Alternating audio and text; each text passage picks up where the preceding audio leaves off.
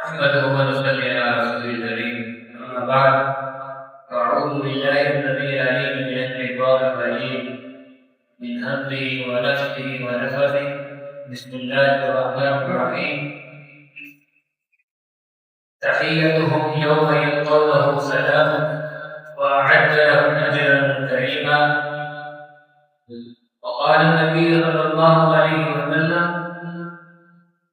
أقم الصلاة وأطعموا الطعام ووسعوا الأرحام صلوا بالليل والناس نيام تدخلوا الجنة بسلام أو كما قال عليه الصلاة والسلام.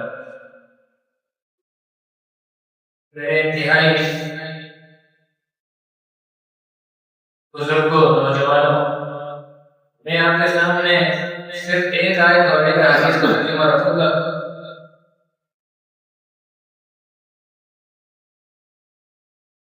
اللہ تعالیٰ سے دعا ہے کہ اللہ تعالیٰ ہمیں جو کچھ سنے اس کے اوپر عمل کرنے کی توفیق عطا فرمائے.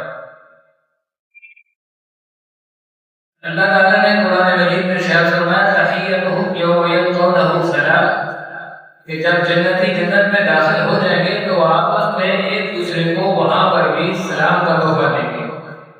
جو سلام آج ہم ایک دوسرے کو کرتے ہیں، السلام علیکم ورحمۃ اللہ وبرکاتہ، اس کی تیز نیکیاں تو ہے ہی ہیں، لیکن اس کے ساتھ ساتھ یہ ہم اپنے دوسرے دوست احباب کو سلامتی کی دعا دے رہے ہیں کہ آپ کے اوپر اللہ کی رحمت ہو، اس کی رحمتیں ہوں اور اس کی برکتیں ہوں.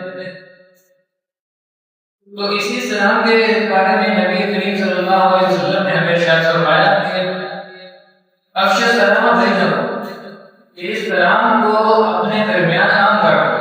یعنی جب بھی آپ مسجد میں داخل ہوں، مسجد سے نکلیں، گھر میں داخل ہوں، گھر سے نکلیں، بازار میں، کسی محفل میں، جہاں پہ بھی آپ جائیں، ایسے موقع پہ آپ اسلام کو عام کریں. وَأَطْعِمُوا الطَّعَامَ، اور دوسرا کام کیا ہے کہ مسکینوں کو کھانا کھلانا. جہاں پہ بھی آپ کو موقع مل جائے، کوئی بندہ مستحق ہے، بھوکا ہے، چاہے وہ کسی بھی صورت میں اس کے ساتھ تعاون، لباس پہنانے کی صورت میں، کھانے کی صورت میں، یا کسی بھی صورت میں آپ کو موقع مل جائے، فوراً اس کو وہاں پہ جا بجانا. وصل الارحام، اور صلہ رحمی، جو رشتے ہم نے آپ اور آپ لوگوں نے اور ہمارے درمیان آج کل قطع تعلقی بہت زیادہ عام ہے. بھائی بھائی سے ناراض ہے، بیٹا ماں سے، ماں بیٹے سے، تو یہ اللہ تعالیٰ کو نہایت غصہ کرنے والی چیز ہے. تو ہمیں چاہیے کہ ہم جب اس طریقے کی کسی چیز کو دیکھیں کہ دو بھائی ہیں یا دو بہنیں ہیں، ماں باپ کی کچھ کی ہے، آپس میں ناراض ہیں کسی بھی وجہ سے، ہماری کوشش ہونی چاہیے کہ ان کو ہم جلد سے جلد ملائیں. اور صلوا باللیل والناس نیام، تیسرا کام کہ رات کے دن جب لوگ سو رہے ہوں تو اٹھ کے نماز تہجد کا اہتمام کریں. یہ چار کام نبی کریم صلی اللہ علیہ وسلم نے ارشاد فرمایا کہ جس بندے نے کر لیے خلوص نیت کے ساتھ، تدخل الجنت بسلام، وہ پھر سلامتی کے ساتھ ہی جنت میں داخل ہوگا. تو اللہ